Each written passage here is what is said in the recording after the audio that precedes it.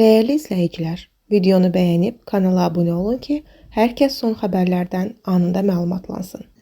Ailə başçısını itirməyə görə aylık pensiya və ya müavinət alan ailənin əyani təhsil alan övladlarına bu sosial ödəniş onların 23 yaş tamam alanadək ödənilir.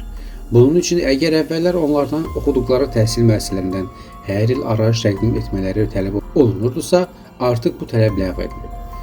Əmək və Əhalinin Sosial Müdafiəsi Nazirliyindən məlumat verildi. Nazirliyin tabeliyində DOS rəqəmsal İnnovasiyalar Mərkəzi və Dövlət Sosial Müdafiə Fondunun tətbiq etdiyi yeni rəqəmsal həll nəticəsində proses tam avtomatlaşdırılıb. Vəfat etmiş və ya həlak olmuş şəxslərin ölkə daxilində əyani təhsil alan 23 yaşadək övladlarının əyani təhsil almaları barədə məlumatlar Dövlət İmtahan Mərkəzinin tələbə məzun informasiya bazasından elektron qaydada əldə olunur.